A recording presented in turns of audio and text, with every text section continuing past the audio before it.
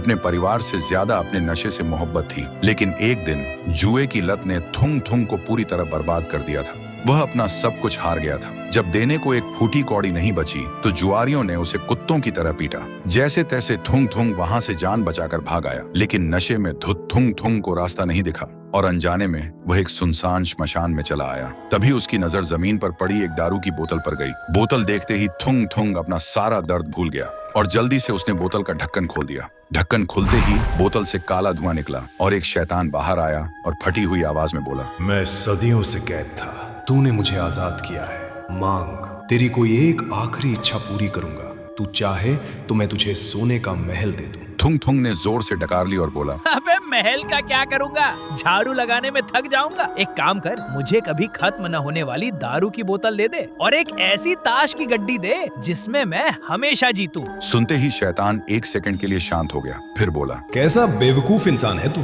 खैर तथास्तु, पर याद रखना, जिस चीज पर से तेरा ध्यान हटेगा वो हमेशा के लिए सूख कर मिट्टी बन जाएगी।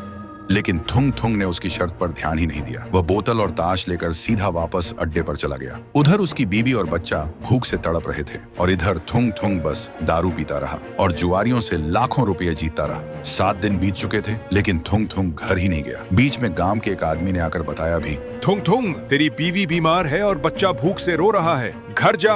पर नशे में चूर थुंग थुंग हंसकर बोला, अबे रोने दे, एक बाजी और जीत लूं, फिर उनकी जिंदगी बदल दूंगा। फिर 7 दिन बाद थुंग थुंग नोटों से भरा बोरा लेकर नशे में झूमता हुआ घर पहुंचा। घर पहुंचते ही वह चिल्लाया, अरे कहाँ छुपी हो चिंटू की माँ, बाहर आओ, देख तेरा पति आज राजा बन गया है, आज तो दावत होगी। लेकिन कोई आवाज नहीं आई। फिर वह दूसरे कमरे में गया। उसने देखा उसकी बीवी और बच्चा आमने सामने बैठे हैं। थुंग थुंग हंसते हुए उनके पास गया और बोला, अरे नखरे क्यों कर रही है, देख कितना पैसा लाया हूँ। लेकिन जैसे ही उसने अपनी बीवी के कंधे पर हाथ रखा, उसकी बीवी का सिर धड़ से अलग होकर जमीन पर गिर गया। ये देखते ही थुंग थुंग का नशा एक सेकंड में उतर गया। फिर उसने घबराकर अपने बच्चे को छुआ, लेकिन बच्चे का पूरा शरीर सूखी हुई मिट्टी की तरह भुरभुराकर हवा में उड़ गया। तभी वहां वह शैतान आया और एक डरावनी हंसी के साथ बोला, मैंने कहा था ना थुंग थुंग,